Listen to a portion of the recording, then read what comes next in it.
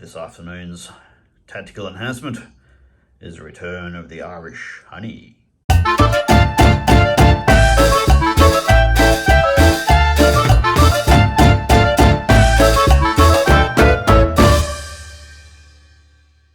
This afternoon we're playing Black Seas and we're picking up the campaign that we started a while ago. We've done the first command.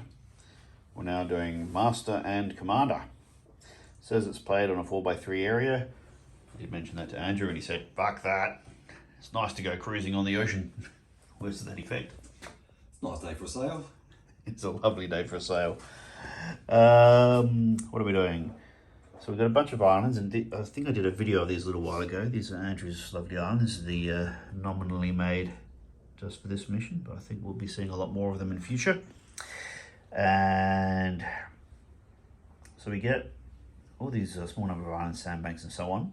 There's 2 fleets, each consisting of 3 fifth-rate frigates with a regular crew and up to 200 points of any unrated ship that does not have veteran crews. So what we're doing, I think, is 3 frigates and 3 brigs each. Yeah, I think they're about 60 points each, so 180 points. Yeah, 60 or 80, I can't remember. Screw it, it's close enough. Yeah. It's the same on both sides. We've got to work out where the wind comes from. Roll a 1d6 to determine the wind. 1 to 3, it's blowing from the west. On a result of a 4 to 6, it's from the east. Well, that wall is east, and that wall is west, as it turns out, with our city being very much grid-like. Roll a dice, mate. No, we've got to deploy our fleets first. What? I think you skipped the whole paragraph there. Oh, well, I didn't read that very well, did I? I might try this again. Right, so after deployment, roll 1d6 to determine where the wind is coming from. We'll do that in a minute.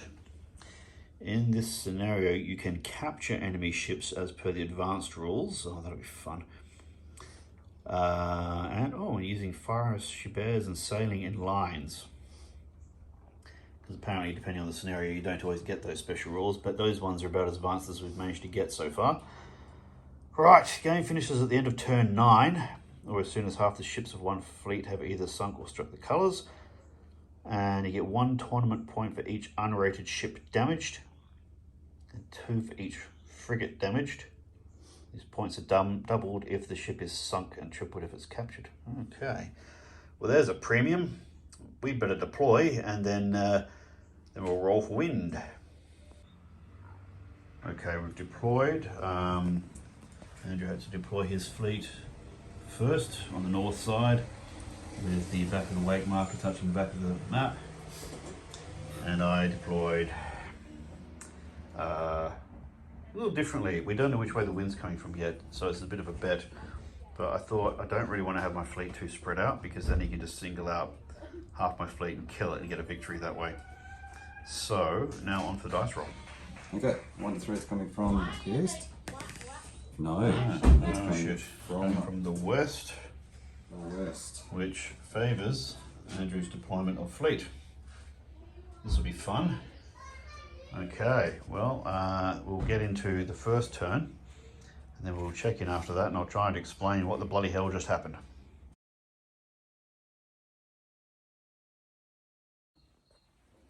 End of turn 1. We follow the wind gauge this way, so that determines the order of movement. I've completely buggered my lines already, trying to get cheap shots at that fellow. And I did get, 2 points off of him or something like that.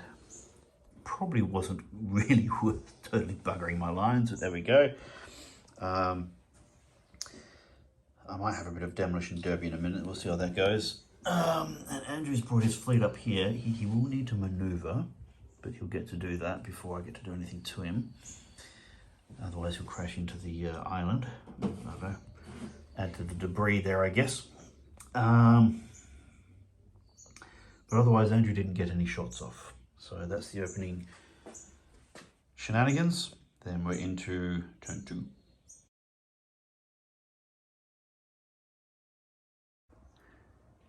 End of turn 2, no change to the weather gauge. Andrew's umming and ahhing about whether to send 1 ship or all 3 of these around this side of the island, given that the first brig had no choice. This lot continued on their merry way. So what he ended up doing was sending 1 brig this way, knowing it was boned. The other brigs, actually, he used some good tactics. He moved these up, didn't fire, and decided to do fire as she bears. And as a result, when my fleet came around, blasting his brig, he managed to get some close range shots under 10 inches at these chaps. Did a bit of damage. In return, my brigs pretty much pulverized this thing with point blank fire. So that one struck the colours. My other ships, I think one of them got a long range shot that did nothing. The other ones are out of range. So my frigates are not doing very much right now, but my brigs have accounted for one of the enemy. Anything else to mention before we roll for the weather gauge? In terms of damage, we actually did a similar amount of damage. Yeah, yours is spread out over 2 or 3 ships though. Yeah, and that was telling. Yep. It's the ability to concentrate fire in this game on one ship and force it to surrender that really makes a big difference, I think. I'm still finding that the ability to not crash into your own ships, because I had to roll an invasion, having totally stuffed myself up last turn. I think this turn I'm in a much better position to not crash into myself. Let's roll on the weather gauge. Yep. 5, 6, 7, 8. No change. No change. Alrighty, we'll check in at the end of turn 3.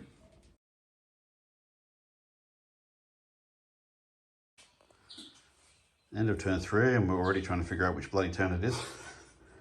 The drinks are helping. Oh god, yeah. So Andrew's entire fleet went before mine, and he's still chipping away at the brigs, taking bits of damage off of them. Some of them starting to hurt a bit.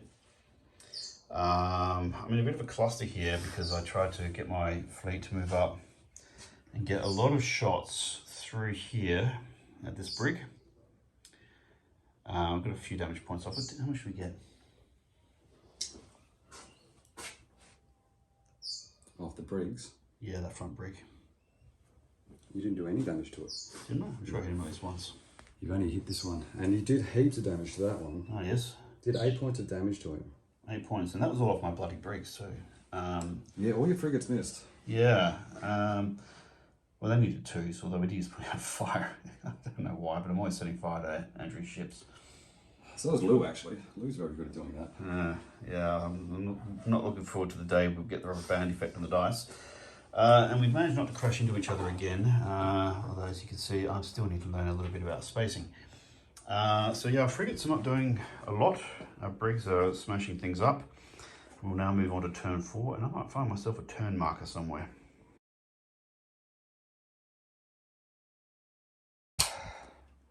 Turn 4 was very fast, a little bit of extreme range shot, didn't hit anything. Andrew's come around here. I've moved my brigs up, just avoiding smashing into the wind, the way we're trying to understand how that works. I'm keeping them a fair way out because we're not using repair orders and they're taking a bit of a beating. And my frigates are coming around here. In a couple of turns we will re-engage in the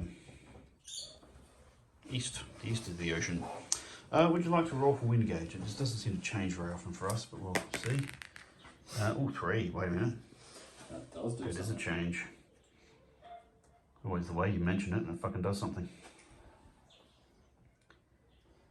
1 step clockwise. So clockwise is this way. Yeah. Alright. I'll have the wind to the back of my frigates in a minute. That'll be interesting. Not my frigates, my brigs. Alright, well, we'll check in at the end of turn 5.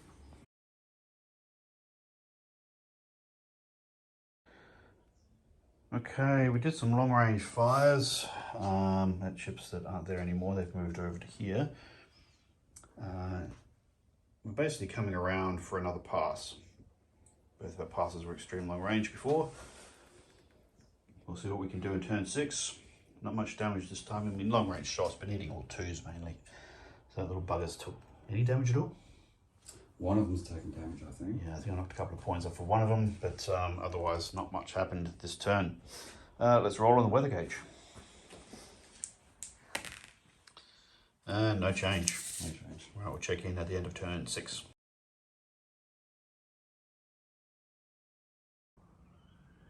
Right, end of turn 6, I think. Turn 6 was a exercise and manoeuvre and chipping away, little bits here and there. The most interesting thing is Andrew's put his entire frigate wing at anchor to blast away at these chaps over here. Andrew continues to roll crap, I continue to roll ones, which is no doubt very frustrating. But we're not sinking anything, it's just chipping away at long range fires at the moment. After our initial pass, we've not succeeded in doing a lot. So we'll now move into 7, turn 7 I think. We're going to do the weather gauge, please. Oh, that changes it.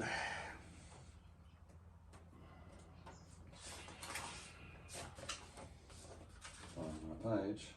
A bit of manoeuvre here. I can only fit 2 around this side of the island. The others have to go the other way. It just goes back the other way. Oh, I went back to where it was.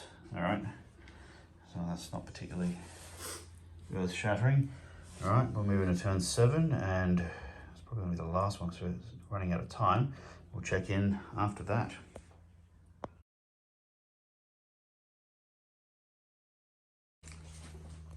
End of turn 7. These guys maneuvered around. Took some damage off of that guy, nothing serious. This bloke, well, this ship fired back. It was the first time it'd been in range for carronade, and it missed with everything, which inspired a certain amount of swearing. Then this ship, it fired actually did alright. It did some critical damage on this guy. Not enough to force any of them to strike the colours. These ships chipped away, didn't do a lot, but then the first of these to come around, got long range shots, and I continued my habit of rolling ones and just did extra damage, and that one struck the colours as well. And we didn't bother firing the last ship because there wasn't much more it could do. What have we learned? I think sailing in lines, even though it sounds good, I think it's, in terms of tactical movement, it's probably better to leave ships either on their own or maybe just in pairs if you're going to go in lines. But 3 in line is just, it's too cumbersome. I found those frigates just never got shots because staying in line meant they couldn't get into arc. So the majority of my fleet spent the majority of their time just sailing around, not shooting at anything. Your rat lines come off there. Oh, super, high damage.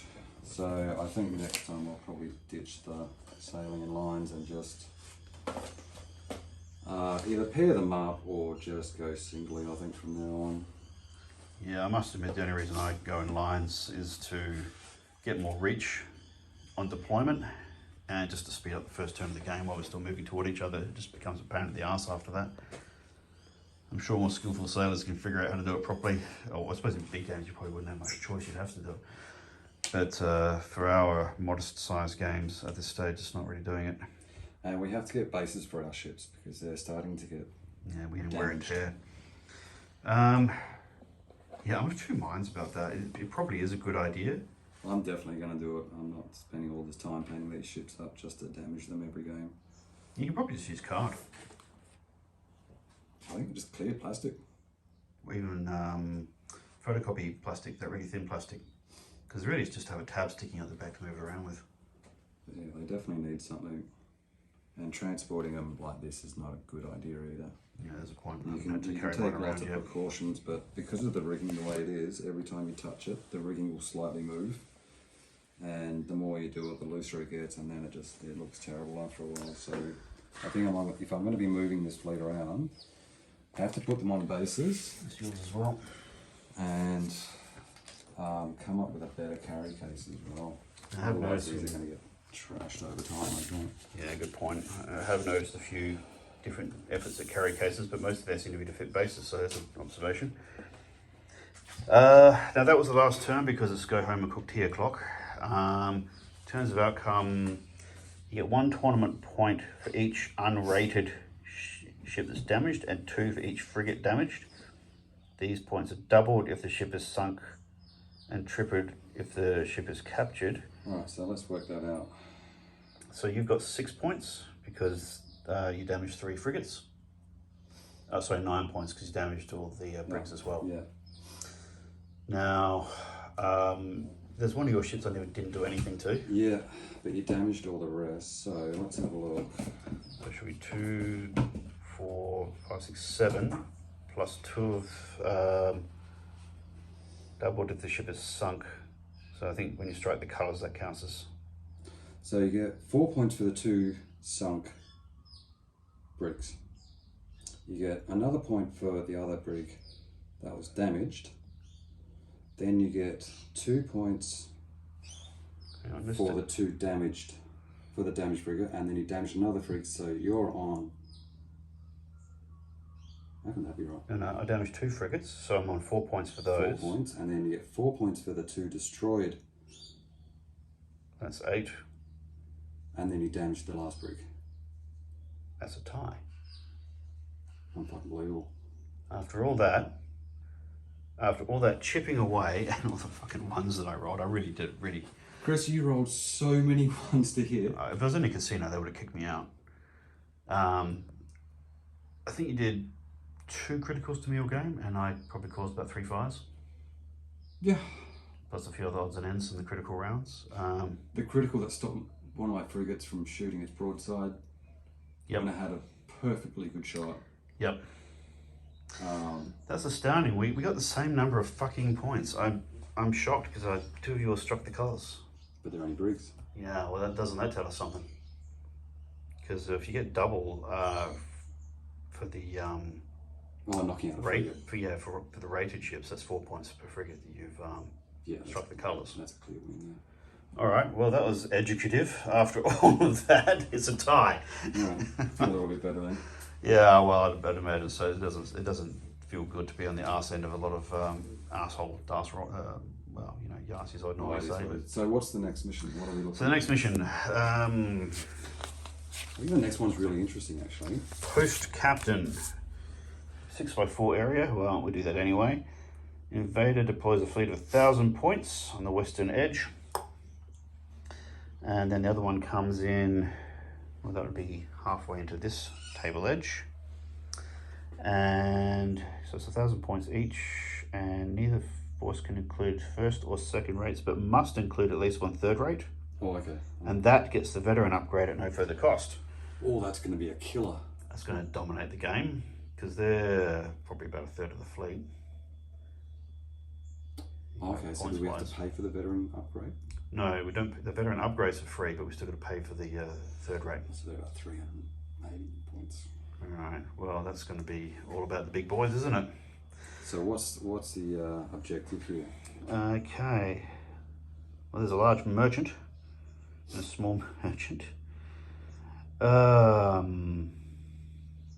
okay, so in addition, you deploy 1 large, 1 small merchant within the attacker's fleet.